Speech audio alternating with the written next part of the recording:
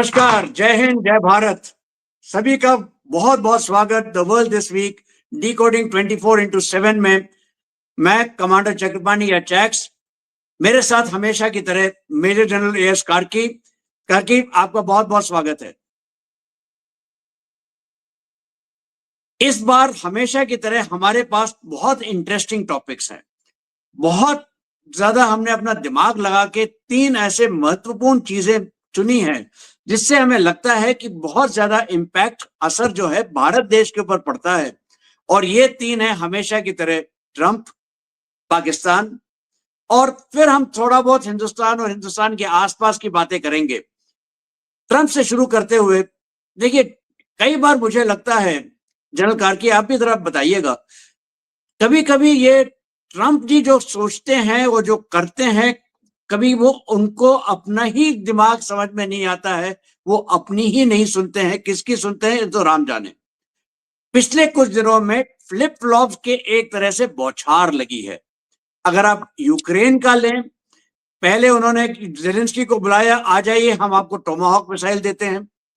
फिर वार्तालाप होता है पुतिन के साथ, फिर वो कहते हैं हम टोमाहॉक नहीं देंगे। फिर कहते हैं कि हम बुडापेस्ट में पुतिन से मिलेंगे, लेकिन फिर वो मुलाकात भी स्थगित हो जाती है। फिर पुतिन और रशिया के ऊपर सैंक्शंस लगते हैं। ये पहली बार किसी भी ऑयल कंपनी के ऊपर, खास करके जो रूस की 2 सबसे बड़ी ऑयल कंपनीज हैं, रोसनेफ्ट और लुकोल, उनके ऊपर सैंक्शंस लगाए गए हैं। और सैंक्शंस लगे हैं 22 तारीख को, और सरप्राइज सरप्राइज 20 तारीख को बुडापेस्ट में ऑयल रिफाइनरी में ब्लास्ट होता है। उसके पश्चात रोमानिया में लुकोल की ऑयल रिफाइनरी पे ब्लास्ट होता है, और 22 तारीख को ही स्लोवेनिया में स्लावनेफ्ट के ऑयल रिफाइनरी पे ब्लास्ट होता है। ये सारी की सारी रशियन ओन्ड या रशियन ऑपरेटेड है, और ये सब के सब ऑयल रिफाइनरी तेल सप्लाई करती हैं ईस्टर्न यूरोप और यूरोप को। किसने ब्लास्ट किया, कैसे हुआ, ये तो वक्त बताएगा जब इन्वेस्टिगेशंस होंगे। तो यहाँ पे देखिए किस तरह से कोइंसिडेंसेस हो रहे हैं। आप इनको मात्र इत्तेफाक कहें या कोई सूझी जानी बूझी साजिश कहें। फिर आप देखिए, ट्रंप एक दिन एडवर्टाइजमेंट देखते हैं कनाडा का, जो उनको लगता है कि उनकी बेइज्जती हो रही है, और कनाडा के साथ वार्तालाप बंद कर देते हैं, ट्रेड की बातचीत। कल खबर आती है कि उन्होंने 10% टैरिफ एक्स्ट्रा लगा दिए हैं कनाडा के ऊपर। चीन के साथ भी यही हो रहा है, 155% टैरिफ। अब कल पहली मुलाकात होती है अमेरिकी और चीनी एक्सपर्ट्स की, और कहते हैं नहीं, बहुत बढ़िया बातचीत हुई है, हम कुछ करेंगे, देखिए ये सारा मसला रिजॉल्व हो जाएगा, ट्रंप और शी जिनपिंग मिलेंगे, सब ठीक हो जाएगा। ठीक है, वेनेजुएला में आग बरसा रहे हैं, वहां पे उन्होंने एक एक बोट को उड़ा दिया है। कोलंबिया में भी ये चल रहा है। हो क्या रहा है, ट्रंप के दिमाग में क्या चल रहा है, जनरल कार्की कुछ आप बताएं। जी नमस्कार, आपके श्रोताओं को भी हमारी तरफ से नमस्कार। ये जैसे कि हम पहले भी बात कर चुके हैं और हमेशा हम बोलते हैं T20 मैच चल रहा है, तो ये अभी मेरे ख्याल से लास्ट ओवर्स जो हैं उसमें अभी स्कोरिंग चल रही है ट्रंप की तरफ से। क्योंकि अभी नवंबर में अगर आप देखें तो सुप्रीम कोर्ट का जजमेंट भी उनका आना है टैरिफ्स पे, उन्हीं का वैलिडिटी के लिए। और बाकी सब लोग तो झुक गए हैं, लेकिन हिंदुस्तान अभी तक नहीं झुका है, इसलिए थोड़ा बहुत वो इंडिया पे भी प्रेशर डाल रहा है।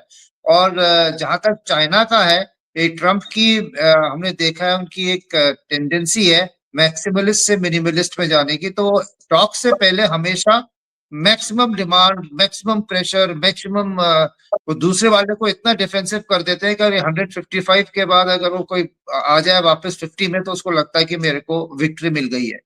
तो ये उनका साइकोलॉजिकल जो प्रेशर टैक्टिक्स है वो एट प्ले आप देख रहे हैं।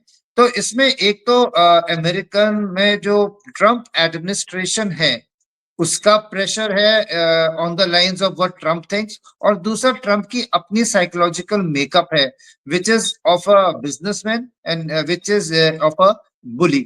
उनको बुली चाहिए, बिजनेस में चाहिए, और दुनिया में हो चाहे उसके एडमिनिस्ट्रेशन में हो, उनको बीच बीच में अपनी ईगो को फीड करने के लिए लोग चाहिए जो कि ताली बजाएं और वाह वाह करें, जैसे कि आपके बगल में नवाज शरीफ और आसिम मुनीर ने मुनीर, जाके की हाँ, है। करेक्ट। उनकी ईगो को मसाज बीच बीच में चाहिए, नहीं तो उनकी ईगो जो है वो डिफ्लेट सी होने लग जाती है। तो इन रिक्वायरमेंट्स को, पर्सनल रिक्वायरमेंट और American requirement of yet maintaining अपना हेजेमनी का होल्ड ऑन द वर्ल्ड, वो बहुत जरूरी है, क्योंकि इंडिया एक ऐसी एंटिटी निकल रहा है इस सबके बीच में जो कि जो उसको इंस्टेंट डिसीजंस, इंस्टेंट यस चाहिए, जैसे कि अभी यूके ने किया है डील साइन करने में। इंडिया जो है, इंडिया ने परसों ही बोला था कि हम भैया अपना टाइम लेंगे, such decision are not taken on the spur of the moment. और इसी से अलाइड उन्होंने अभी भी बताया था पीयूष गोयल ने कि you can't keep a gun to our head and ask us to sign a deal. तो ये हिंदुस्तान पे भी एक प्रेशर आ रहा है। चाइना से डील करने के लिए वो एक मैक्सिमलिस्ट पोजीशन कर रहे हैं, क्योंकि चाइना की इकोनॉमी भी इतनी अच्छी नहीं कर रही है, लेकिन चाइना भी एक सुपर पावर के स्टेटस का है, सबसे बड़ा उसका जो एडवर्सरी वो है। दोनों एक दूसरे के बगैर नहीं रह पाते हैं, उनकी ट्रेड डिपेंडेंसी इतनी ज्यादा है कि वो एक दूसरे के बगैर नहीं रह सकते, ना चाइना अमेरिका के परचेज के बगैर, ना अमेरिका चाइना के एक्सपोर्ट्स के बगैर। और ये जो रेयर अर्थ वाला आ गया है बीच में, अमेरिका चाइना ने जो होल्ड किया है, उससे सचमुच में ही ट्रम्प को काफी झटका लगा है। और चाइना को भी पता है टाइम टाइम पर कि इनके प्रेशर पॉइंट्स कौन से उनको दबाते रहते हैं। तो ये वेनेजुएला का जो गेम है वो तो खैर अलग से ही चल रहा है, उनका जो वेनेजुएला कोलंबिया इसमें, क्योंकि अगर आप देखें अमेरिकन प्रेसिडेंट की जो America as a country domestic interest भी है, सोयाबीन भी बेचना है, कॉर्न भी बेचना है, मागा कॉन्स्टिट्यूंसी को करना है, डेमोक्रेट्स के जो प्रोटेस्ट हो रहे हैं आजकल उसके अगेंस्ट उसको कुछ करना है। बगल में कनाडा है, कनाडा का पहले उसने बोल दिया था मेरा 51st स्टेट है। अब उस माइंडसेट से अभी वापस आके अगर कनाडा भी हार रहा है, उसके ऑटो एक्सपोर्ट रोक लिए, ऑयल एक्सपोर्ट को रोकना चाह रहा है, तो एक किस्म से अमेरिका जो है वो अपनी जो पावर है, एक शेर जो बुढ़ा हो रहा है, वो अभी भी अपनी पोजीशन नहीं छोड़ना चाहता है। ताकतवर है, शेर है, लेकिन अभी बाकी लोग भी जो है वो गाय के बछड़े नहीं है, अब वो भी अपनी ताकत जो है वो दिखा रहे हैं इस मौके बता पे। रहे हैं। तो ये अमेरिका के लिए भी एक डिफाइनिंग मोमेंट है, ट्रम्प के लिए तो बहुत ज्यादा। चाहे पॉलिटिकली वो अगली बार टर्म में नहीं आ सकते, लेकिन मागा कॉन्स्टिट्यूंसी उनकी जो है, जिनके कॉर्न और सोयाबीन नहीं बिक रहा है, चाइना कहीं और से ले रहा है, इंडिया कहीं और से ले रहा है, वो उससे पूछ रहे हैं, उनको भी उसने दिखाना है कि मैं अभी भी दुनिया के स्टेज में अमेरिका मैटर करता है और मैं भी कुछ कर सकता हूँ। तो ये सब देखते हुए, अगर मलेशिया का भी हमने बात नहीं की, मलेशिया में जो मोदी नहीं गए हैं, एक उस पर भी बहुत ज्यादा चर्चा हो रही है, वो हम बाद में कवर कर लेंगे। पर वो भी बहुत सोची समझी एक रणनीति इंडिया की है कि कहीं एम्बुश ना हो जाए, ये जो ट्रम्प की आदत है।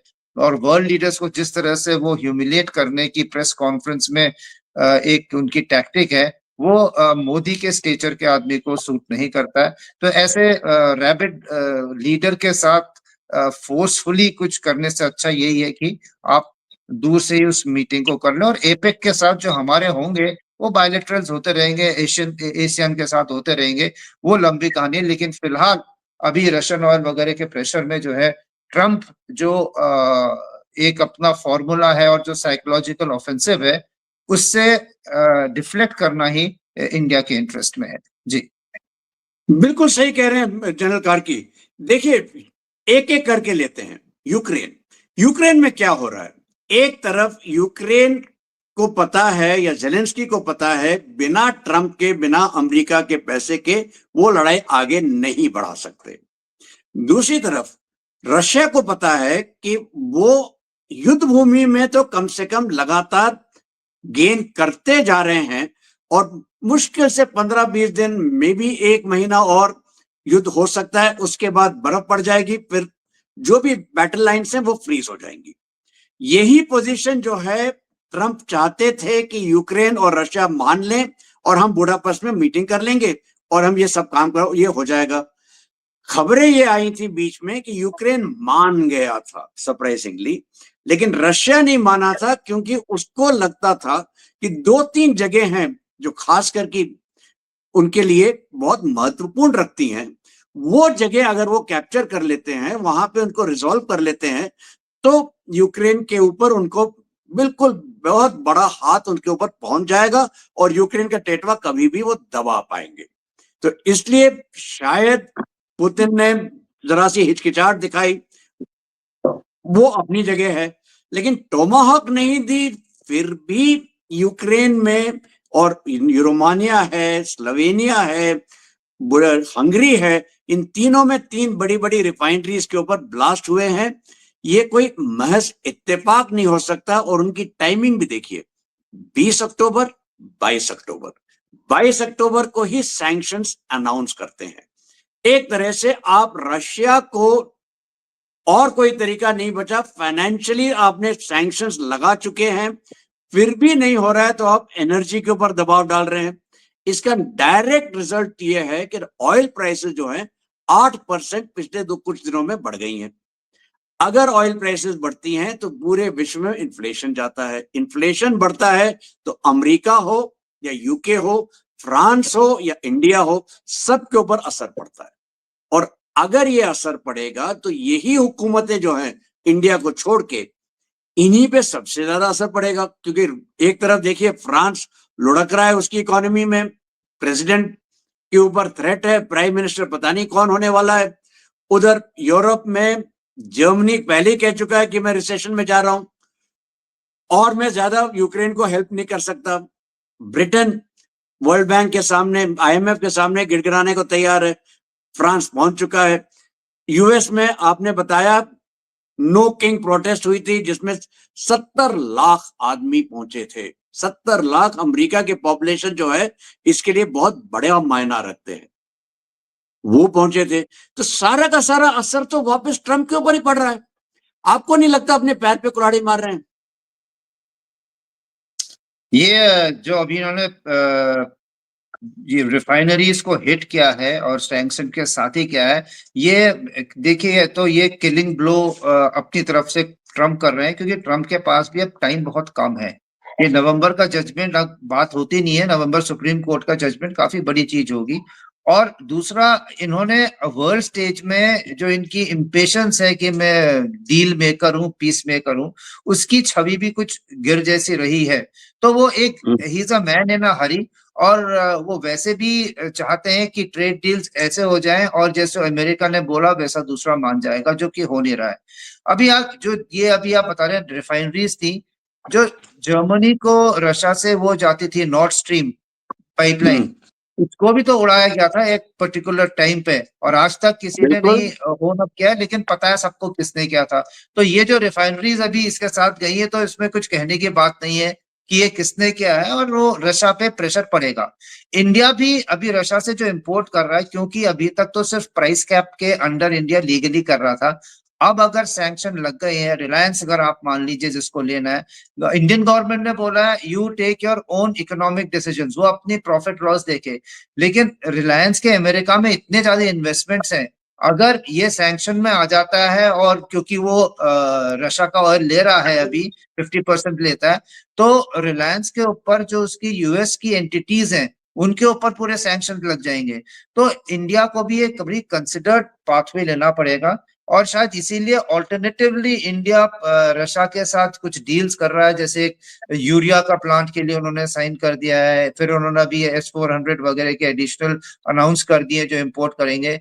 मे बी एडवांस पेमेंट होगा, मे बी डिफर्ड पेमेंट होगा, लेकिन रशिया को ये बताया जा रहा है कि आपको हम छोड़ेंगे नहीं, जो आपका हमारा रिश्ता है वो कायम रहेगा। बट ऑयल का इंपोर्ट डायरेक्टली इंडिया क्या कर पाएगा, या फिर इनडायरेक्टली कहीं से वो लेके थर्ड पार्टी के थ्रू होगा, ये देखने वाली बात है। हमें श्योरली हमारे जो प्लानर्स हैं, चाहे हमने डाइवर्सिफाई कर दिया है अपना इंपोर्ट टू 40 ऑड कंट्रीज, तो थोड़ा डाइवर्सिफाई होगा, और थोड़ा रशिया से कम होना तो लाजमी है।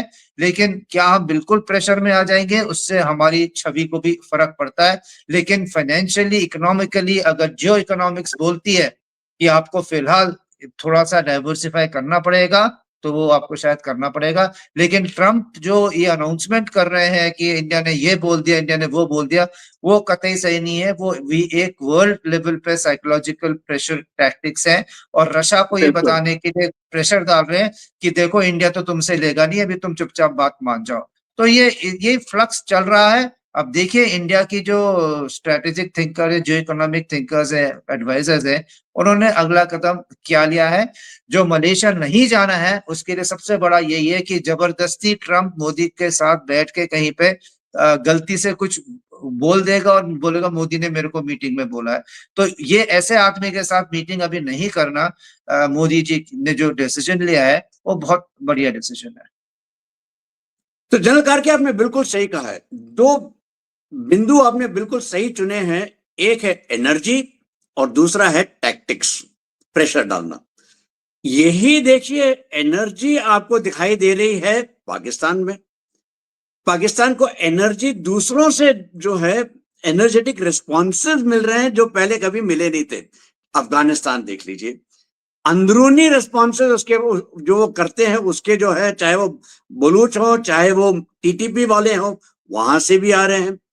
और प्रेशर टैक्टिक्स आप देखिए, दो तीन बड़े बड़े नॉटैम इशू हुए हैं हिंदुस्तान की तरफ से।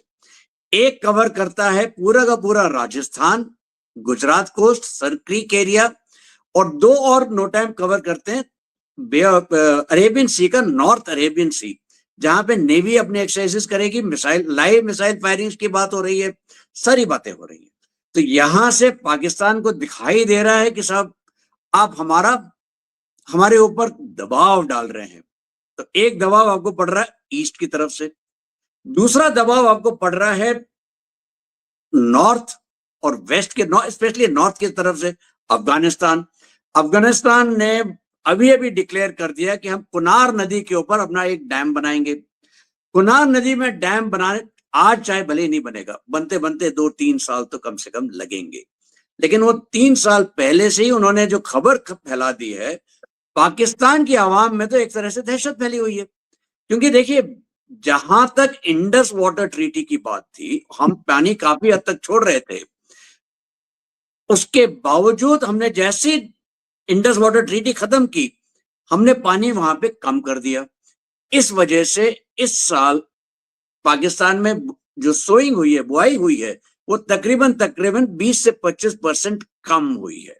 अगर कम बुआई हुई है तो नेचुरली फसल भी कम होगी, अगले साल पानी और भी कम होगा। एक तरफ चीन ने सारे के सारे थर्मल प्लांट्स बना रखे हैं जिससे बिजली पैदा होती है, लेकिन ट्रांसमिशन लाइंस नहीं बनाई, तो बिजली जाएगी कहां? दूसरी तरफ चीन ने ही सोलर पैनल्स बेच रखे हैं पाकिस्तानियों को, जिन्होंने पंप लगा रखे हैं, अंडर वाटर से पानी खींच रहे हैं, उससे वाटर टेबल नीचे गिरती जा रही है, तो पानी की किल्लत और बढ़ेगी, अगले साल इससे ज्यादा होगी। कुनार नदी के डैम और समस्या होगी ही होगी। पूरा का पूरा ड्यूरेंट लाइन में आग लगी हुई है।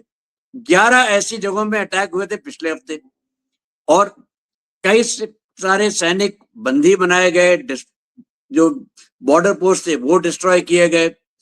टीटीपी अंदर हमले पे हमले कर रही है, और टीटीपी का लीडर ने कहा है कि भैया अगर आपके अंदर हिम्मत है, दम है, तो आइए हम पे अटैक करिए, हम लड़ते हैं मैन टू मैन। बलूचिस्तान में भी आग लगी है एज रिसेंटली एज 24 अक्टूबर, बस 2 दिन पहले। कम से कम 10 सैनिक, जो पाकिस्तान अगर मानता है 10 सैनिक, तो आप इसको 5 या 6 या 7 से मल्टीप्लाई कर लीजिए, गुणा कर लीजिए, तो उतने सैनिक मारे हैं। एक वो केच नाम की जगह है just north of Gwadar. Gwadar वही जगह है जहां चीन बैठा हुआ है अपना पोर्ट बना के। तो पाकिस्तान के ऊपर तो एनर्जी की कमी नहीं, एनर्जी बहुत ज्यादा बाहर से उसके ऊपर डाली जा रही है, और 20-25 हजार सैनिक उसने भेज दिए जो रास्ते में हैं तो सऊदी अरेबिया। आपको क्या लगता है यहां कैसे चलने वाला है पेच? क्योंकि ट्रंप का इफेक्ट तो यहां पर भी है। जी, पाकिस्तान जैसी आज की स्थिति में है, जो उसने अपने को जिस पोजीशन में डाल दिया है, जहाँ की चाइना सीपेक से थोड़ा-सा उदासीन हो गया है और थोड़ा उसमें उसका इंटरेस्ट कम हो गया है। चाहे सीपेक 2 अनाउंस किया है, लेकिन जब तक उसके लोगों की सिक्योरिटी का पाकिस्तान हिसाब किताब नहीं करता और जो ऑनगोइंग प्रोजेक्ट्स हैं उनमें कोई सिग्निफिकेंट उसको रेवेन्यू नहीं मिलता है, जो कि नहीं मिल रहा है, तो वो भी अब सोच रहा है मैं कब तक इस अंधे कुएं में पैसे अपने डालता रहूंगा।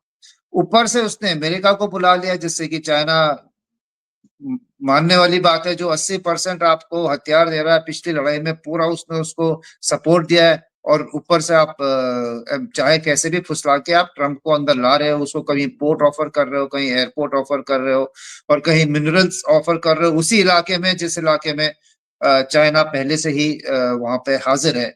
तो ये एक बहुत कॉम्प्लेक्स सी सिचुएशन है, और ऊपर से अगर कोई बाहर वाला आता है तो उसको वहां पे चाहिए एक स्टेबल पॉलिटिकल और stable law and order situation, जो दोनों ही पाकिस्तान में नहीं है। तो जो भी पैसा डालेगा उसको ये नहीं पता कि मेरा इन्वेस्टमेंट गायब हो जाएगा या वापस आएगा। तो और जो अमेरिका है वो एक ऐसा देश है, और हर देश अपना ही हित देखता है, उसको पाकिस्तान के लिए कोई लव लॉस नहीं है, उसको अपने एक्सट्रैक्शन चाहिए है पाकिस्तान से। और पाकिस्तान में जो कई बार कहते हैं कि ये जो हमले भी हो रहे हैं, ये भी हो रहे हैं, इसके पीछे भी अमेरिका का हाथ हो सकता है, कि जितना कमजोर पाकिस्तान की हुकूमत होगी उतना ज्यादा वो अमेरिका के सपोर्ट की गुजारिश करेगी, जिससे कि अमेरिका का लिवरेज उससे बढ़ेगा। और अगर बलूचिस्तान और आपके खैबर पख्तूनवा एक ऐसी स्थिति में आ जाते हैं कि वो इंडिपेंडेंट भी हो जाए, तो एक और वीकर पाकिस्तान जो है ज्यादा मैनिपुलेट हो सकता है। ये अमेरिका का एक कई बार बातचीत होती है कि एक पहले का उनका प्लान था बाय पार्टीजन दोनों सेनेट का कई सालों से, जिसमें कि उन्होंने ये बात की है कि बलूचिस्तान अलग हो जाएगा और खैबर पख्तूनवा अलग हो जाएगा, पाकिस्तान और सिंध ही बचेंगे। जी। कार्की जी, आपने बिल्कुल सही कहा है। एक रैल्फ पीटर्स मैप हुआ करता था जो 2009 में पहली बार पब्लिश हुआ। उसमें यह साफ दिखाया गया है कि Balochistan as an independent country, Afghanistan में पख्तूनिस्तान या केबीके इंक्लूड कर लिया गया है, और गिलगिट बाल्टिस्तान तो अलग किया है। पीओजे के जो है वो हिंदुस्तान के साथ हो गया है। तो आप बिल्कुल सही चीज बता रहे हैं, लेकिन एक छोटी बात पे और जरा दृष्टि डालिएगा बाकी चीजों पे करते हुए। एक सीआईए एजेंट का अभी रिसेंटली खुलासा आया है, जिसमें मुशर्रफ के टाइम पर ही पाकिस्तान ने अपने न्यूक्लियर वेपन्स अमेरिका को हैंडओवर कर दिए थे, और ये चीज रिपीट हुई है मुनीर के टाइम पे।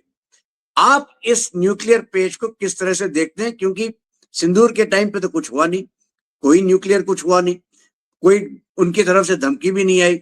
इंडस वाटर ट्रीटी के बाद भी न्यूक्लियर धमकी नहीं आई। और ये देखिए आप कि हिंदुस्तान के जो अटैक्स हुए किराना हिल्स पे, नूर खान पे, उसके बाद एक तरह से बोरॉन के लेते हुए वो हवाई जहाज भी दिखाई दिए थे, अमेरिकी एक्सपर्ट भी गए थे। आप इसको कैसे देखते हैं?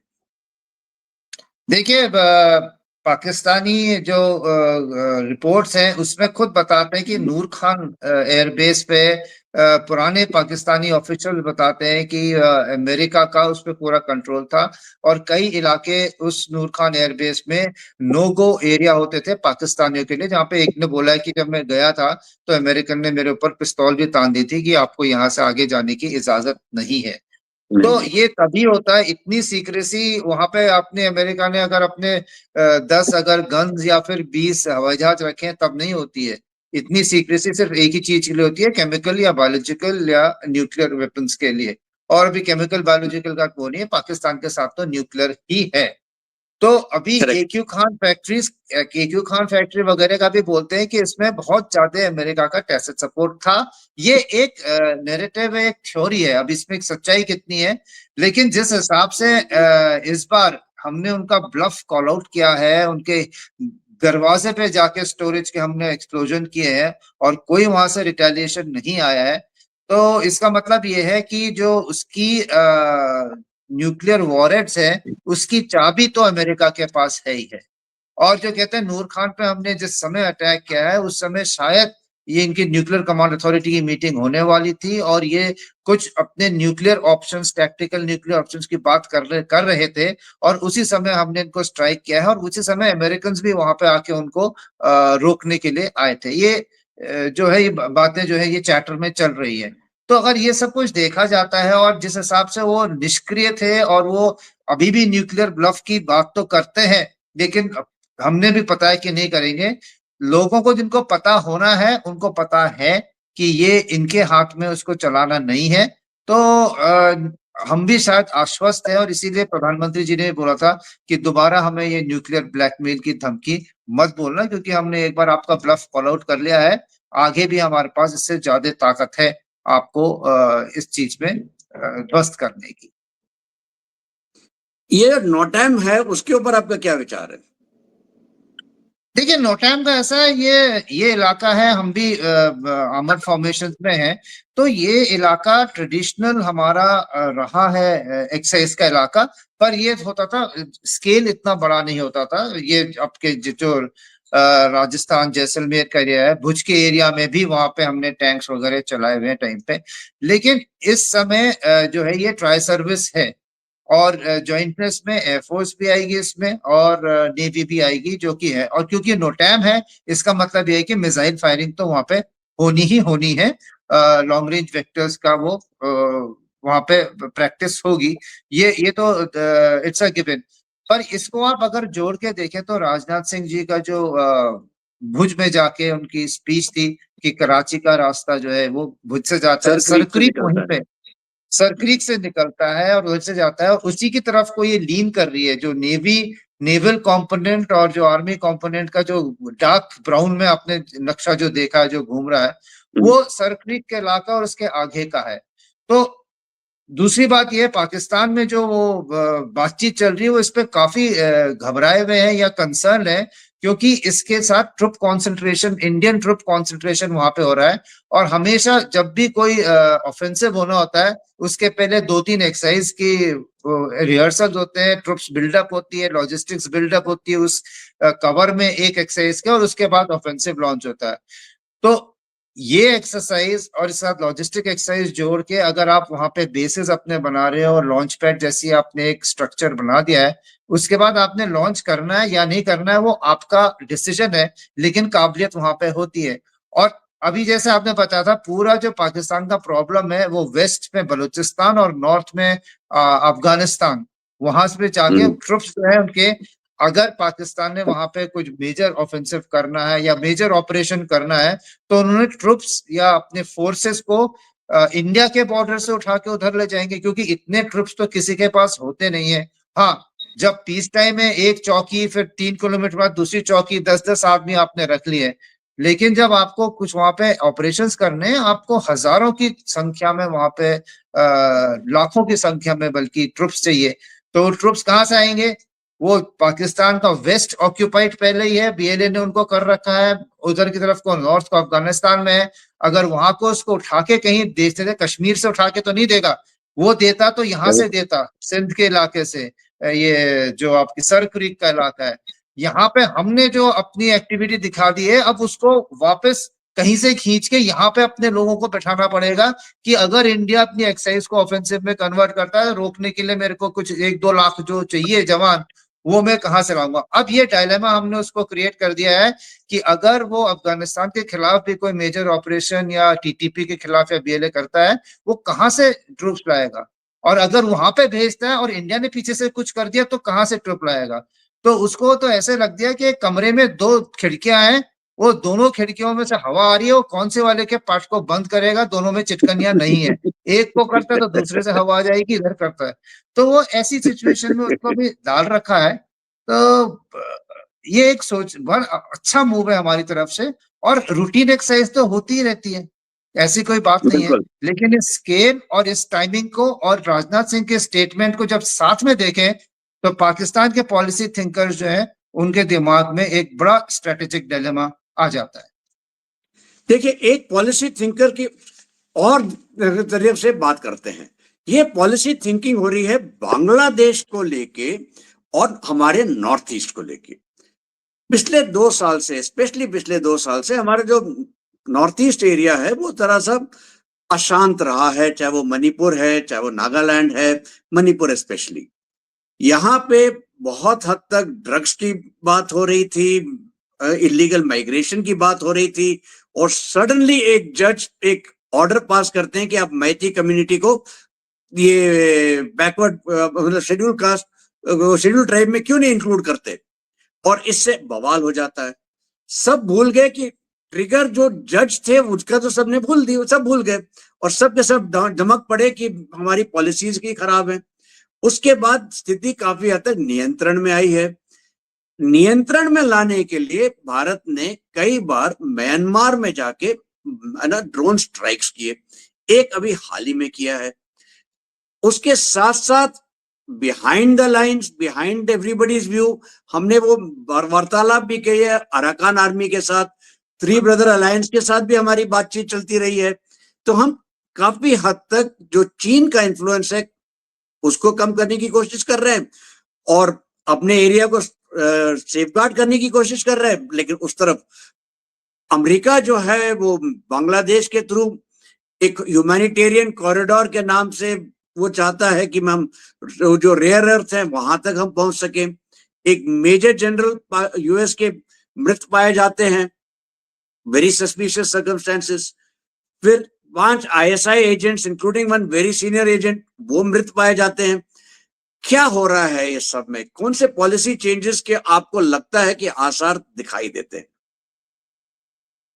देखिए, म्यांमार में जहां तक है ये चाइना का फैक्टर तो ओमनी प्रेजेंट है, लेकिन वहां पे अभी जो एक्टिविटीज हो रही हैं वो चाइना की उतनी नहीं है जितनी कि आईएसआई और सीआईए की मिलके हो रही हैं, और दोनों का टारगेट भारत का इन्फ्लुएंस है या भारत के अंदर अनरेस्ट कराना है।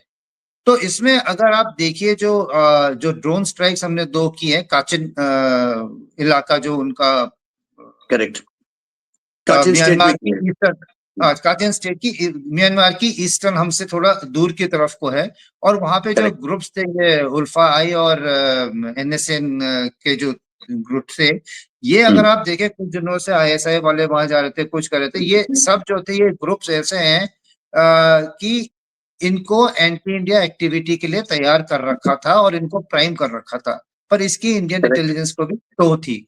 अब कौन सा ड्रोन किसने आया किसने मार दिया ये पता नहीं, पर वो जो प्लान जिसने किया था और जो मुनीर ने बोला था कि अगली लड़ाई ईस्ट से शुरू होगी, उनका मतलब था कि बांग्लादेश की तरफ से एक्टिविटी शुरू होगी, इंडिया शुड लुक ईस्टवर्ड्स। और वो इसलिए था क्योंकि जो ये अभी अमेरिकन प्रेजेंस वहां पे इंटरेस्ट ज्यादा दिखने लग गया है, और रेयर अर्थ की जहां बात करें, काचिन का एरिया जो है वो रेयर अर्थ से भरा हुआ, वहां से चाइनीज एक्सट्रैक्शन करते रेयर अर्थ का।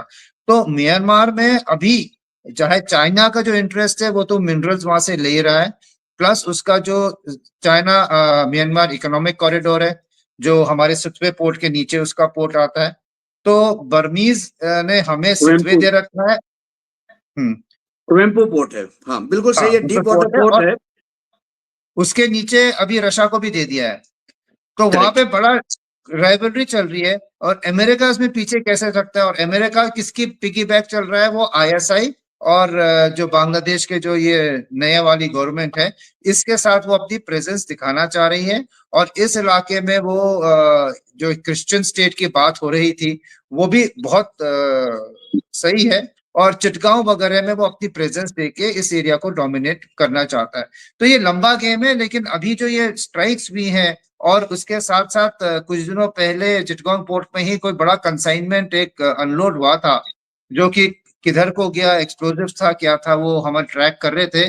और उसी के साथ अभी जो एयरपोर्ट में कार्गो टर्मिनल में ढाका एयरपोर्ट में ब्लास्ट हुआ है, और वो बहुत बड़ा ब्लास्ट हुआ है, और कहते करेक्ट। हैं कि वहां पे ये जो इनके इलीगल और नेफेरियस डिजाइन के इनके जो एक्सप्लोजिव और बाकी चीजें होती थी टेररिज्म रिलेटेड, वो काफी कुछ वहां पे स्टोर भी होता था।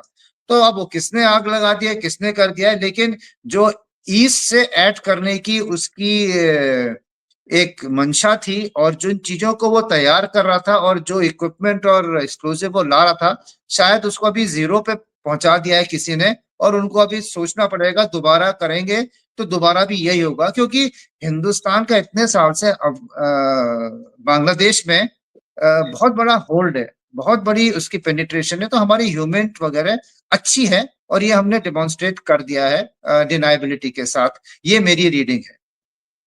बिल्कुल सही कह रहे हैं जनरल कार्की। तो आज के समाचार में देखिए क्या हमने कवर किया है। बहुत महत्वपूर्ण चीजें कवर की हैं, चाहे वो ट्रंप हो और उनके फ्लिप फ्लॉप्स हो, चाहे वो यूक्रेन में क्या कर रहे हैं, उसका असर हमारे ऊपर क्या पड़ता है। हमने जानबूझ के एक विषय पे बात नहीं की, वो था कि हिंदुस्तान की क्या भूमिका होगी जहां तक यूक्रेन युद्ध का सवाल है, लेकिन ये अगले हफ्ते के लिए छोड़ देते हैं। हमने बात की है पाकिस्तान। पाकिस्तान को ऐसा लगता है कि एक फ्राइंग पैन में डाल रखा है, नीचे से आग लगी है, लेकिन ऊपर ना पानी है ना तेल है, और वो वहां पे जंपी किया जा रहा है, पता नहीं कहां पे किस तरह से ये ऊंट करवट लेगा। जहां तक मलेशिया का सवाल था, जनरल कार्की ने बिल्कुल साफ साफ कह दिया था, जिसके मैं 100% सहमत हूं, कि मोदी जी अगर वहां नहीं गए हैं तो बिल्कुल सोची समझी चीज थी। वो नहीं चाहते थे कि ऐसा मौका ट्रंप को मिल जाए कि वो एक एम्बैरेसिंग सा सवाल या एम्बैरेसिंग सा कोटेशन वहां पे डाल दें और फिर हम उसको डिनाई भी ना कर सकें, क्योंकि ट्रंप इस चीज के लिए बहुत माने जाते हैं, माहिर हैं इस मामले में। और हमने अपने देश के आसपास की बातें की। श्रोताओ, ये थी खबरें इस हफ्ते तक। इंतजार कीजिए अगले हफ्ते तक। जनरल कार्की, आपका बहुत बहुत शुक्रिया। जय हिंद, जय भारत। जय हिंद।